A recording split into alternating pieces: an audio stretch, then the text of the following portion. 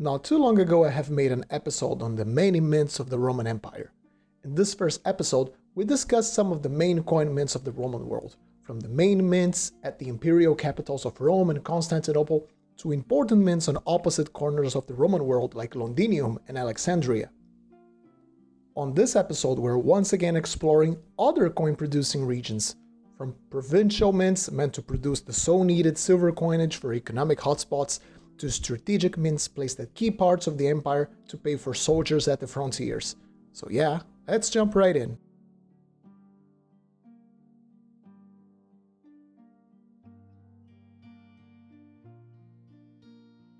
So before actually heading into a place and a fixed mint, I thought it was convenient to talk about a really interesting Roman novelty, which was only truly possible due to Rome's very complex logistics system. We know Rome had a pretty great road network. Not only the roads were really well made and properly maintained and signaled, but institutions such as the army had very well articulated logistics systems put in place to allow for all of the food and resources to reach the troops in time. This was particularly important considering the average Roman soldier was very heavily equipped compared to its foreign counterparts.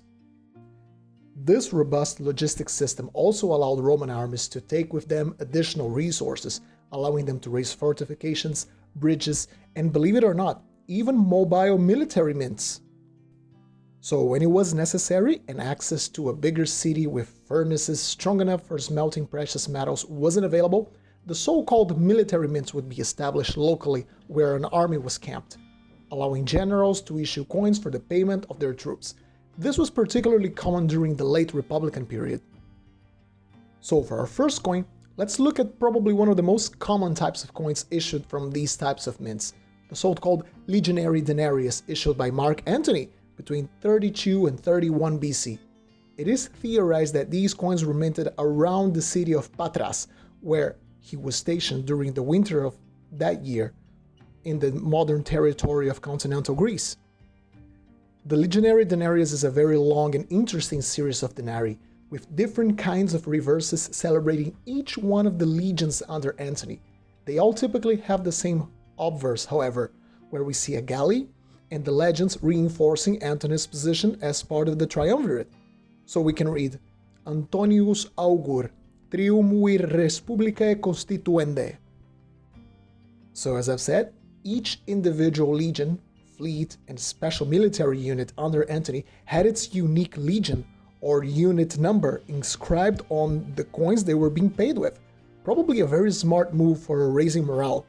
In this particular case, we see three Roman military standards, with the aquila, the main standard of the legion, bearing the Roman eagle. The legends around the design make reference to Legio 17 Classicae. Classis was how the Roman called their fleets, their military sea units. So in this case, we have denarius used probably to pay the sailors and mariners of this particular fleet. And since we're in Greece and talking about Mark Antony, let's keep at it with another coin. So this next coin comes from Athens, the same Athens that would strike the legendary Athenian owl tetradrachma centuries earlier. But unfortunately, we're not talking about the Athens of the 5th or 4th centuries BC, but the Athens under Roman rule, which in all reality was still prospering quite a lot, but simply wasn't the incredible powerhouse and central capital of a league it once was. Having such a long numismatic tradition meant the city had a very old, well-established mint, which was used on occasions by their new Roman administrators to issue coins as needed. Antony, on his campaigns, would use this mint to strike coins such as this one, also around 32 BC. On the obverse, we are presented with this rather thick and jowly looking bust of Antony. We can make out his wavy hair, and the die engraver must have felt pretty good about his final result, because if you pay attention, these coins typically feature a little P, his signature, behind Antony's ear. The legends once again reinforce Antony's right to command his troops and his important position in Roman society.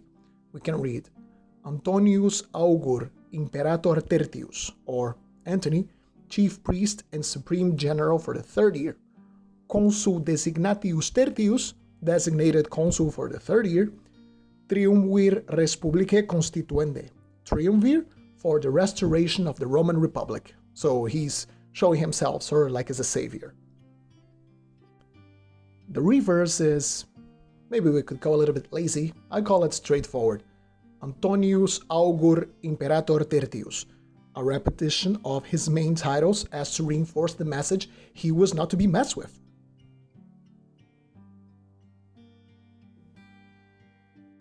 But let's leave the Republican period behind us and let's head to the Roman Empire.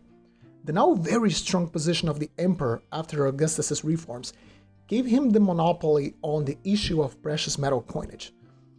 After the monetary quote-unquote anarchy established at the late Republic, where every strongman, every general would issue coins as it was convenient to them, as we've seen previously, the Senate simply lost control of the issue of precious metals.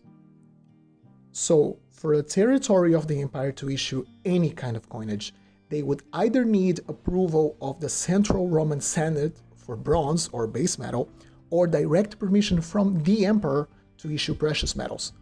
For our next coin, we are going to one of such territories. The city of Kaisaria Cappadocia, modern-day Kaisaria in Turkey, acquired from Emperor Tiberius the permission to strike silver drachma and its fractions, becoming a very prolific producer of provincial silver coinage to the region. In fact, the drachma and the hemidrachma from this particular city are quite common nowadays and easily collectible. This coin isn't a denarius, although you could be forgiven to think about it, but a drachma, the old Greek denomination, with its legends in Greek, but using the typical Roman imagery and reinforcing the imperial propaganda, just like a denarius. On the obverse, we see the laureate bust of the emperor, looking right, in a very similar style to the official imperial issues. Wasn't it for the legends in Greek, it would be genuinely hard for an untrained eye to distinguish this coin from a normal tribute penny of Tiberius. The legends in Greek read, Tiberius, Caesar, Augustus. The reverse of these drachma is lovely and very complex. It might be hard to distinguish at first glance, but what we have here is a mountain. A very prominent landmark from Cappadocia is Mount Argaios, this gorgeous mountain which really contrasts with the surrounding area, giving it a certain air of something mystical. So on the reverse we see the mountain, with Helios, the sun god, on top of it, carrying the globe in his hand and wearing the sunray crown. The legends reinforce the divine position of Tiberius. Son of the divine Augustus is what it reads. Maybe he also wanted to connect Helios to the image of the emperor, who knows? So let's jump forward in time and look at another mint. The region that lay between Italy and the eastern provinces was a very strategically important area. To the north, the barbarians would need constant vigilance. The region itself was the main link between Asia and its reaches and the rest of the Western Empire. Considering this, the city of Siskia, on modern-day Croatia, received the mint in the 3rd century AD. The mint was most active during the reign of Emperor Probus, at the end of the infamous crisis of the 3rd century. Probus probably needed the mint to churn vast numbers of coins to allow for the constant payment of the troops keeping the barbarians at bay and to prevent any usurpers to destabilize the empire once again. This example, an Antoninianus, was struck at this mint around 278 AD. Probus has a lot of different obverse styles. I need to make a video entirely dedicated to him, as his coins are surprisingly diverse and very well made for the time period. On our example, we can see what is called a consular bust. Probus is wearing a set of elaborate bust robes for the consuls at the time, and he's wielding a scepter with an eagle on top, a symbol of Roman authority. The legends proclamate his full imperial title, Imperator Caesar Marcus Aurelius Probus, Pius Felix Augustus. The reverse features the god Sol Invictus, the unconquered sun, a very popular monotheistic cult that by that time was very popular in Roman society. The legends, Conservatori Augustus, makes reference not only to the sun god protecting the emperor, but also of the emperor protecting its people, almost as if claiming that god and emperor were linked as a single entity. As we will see in the future of the empire, actually this connection between the divine and the emperor will become even stronger than the normal imperial cult that existed since Augustus. And for our last mint of the day, let's head south to the African coast, to the great city of Carthage. Yes, the Romans might have razed the city in the last Punic War, but the old Carthaginian metropolis bounced back and once again prospered under Roman rule. In fact, it was probably the fourth largest city of the empire, after Rome, Alexandria, and Antioch. It was a major food-producing region, an important commercial hotspot, and a key strategic point for Rome. So even after being completely razed to the ground, the region was simply too important and the city was bound to bounce back. Curiously, it was only by the late empire, under Emperor Diocletian and his major monetary reforms, that the city received a full-sized mint and minted coins in considerable numbers.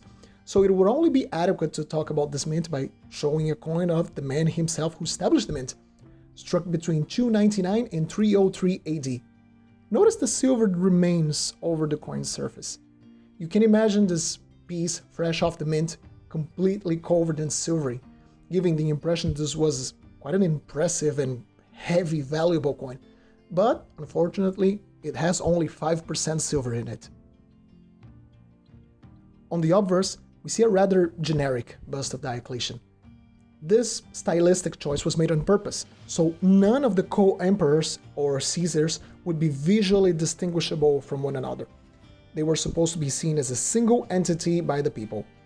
We can only see it's Diocletian because it says it's Diocletian on the legends.